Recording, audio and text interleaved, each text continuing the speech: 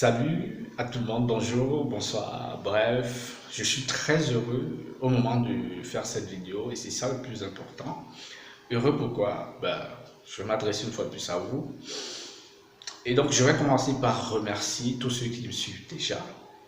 Pour ceux qui ne me suivent pas encore, mais qui vont regarder ou alors qui regardent cette vidéo, c'est pas grave. De toutes les façons, à la fin de cette vidéo, ça sera probablement le cas. Aujourd'hui, je vais parler une fois de plus d'une problématique dans les relations amoureuses. Voilà. Et je vais m'adresser surtout à une femme, à deux femmes, à trois femmes. Mais je pense que ce sujet peut aussi intéresser les hommes parce que tout ce qui concerne les femmes doit être important pour les hommes. À tout de suite.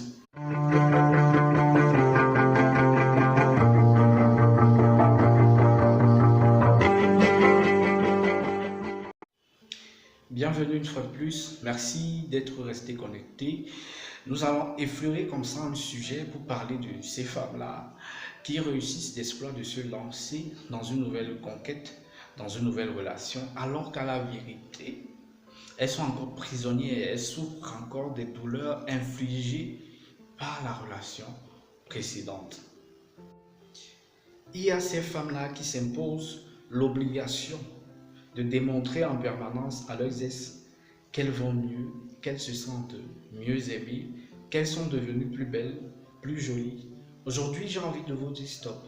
Stop pourquoi? Parce que vous devez cesser de donner autant de poids à vos ex dans vos vies. Vous devez refuser que des personnes qui sont censées être sorties de vos vies soient toujours en train de donner la direction à vos vies à distance.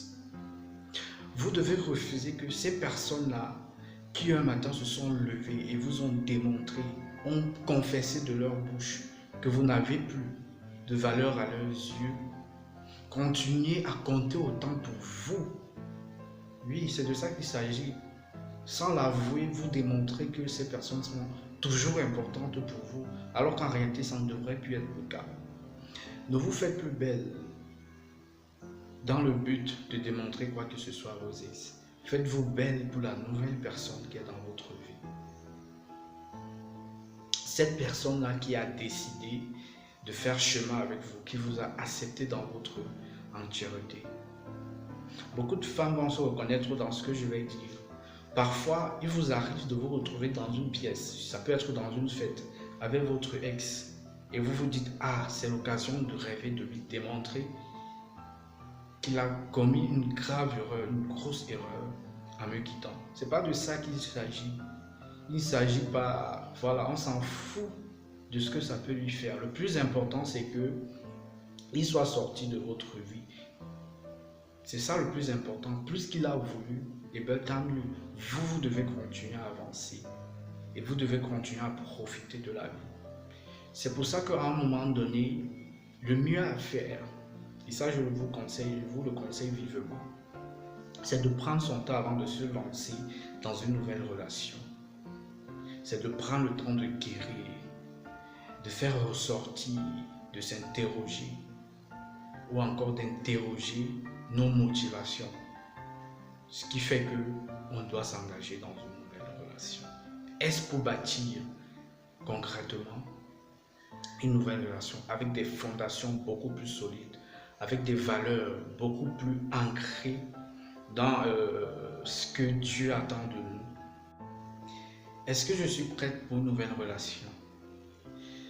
Est-ce que j'ai pris la peine, avant de me lancer dans cette nouvelle relation, d'évacuer tout ce ressentiment-là que la relation précédente a déposé en moi? C'est de ça qu'il s'agit. Il faut se préparer à entrer dans sa nouvelle relation. Même le bonheur se prépare. Parce que le bonheur est quelque chose d'intérieur. Et si à l'intérieur ça ne va pas, je vous assure, vous aurez du mal à être heureuse. Vous aurez l'impression de l'être. Mais à la vérité, ça ne sera pas le cas. Donc, je vais m'arrêter là. Voilà, on aurait pu entrer en profondeur dans ce sujet, mais je vous ai dit l'essentiel.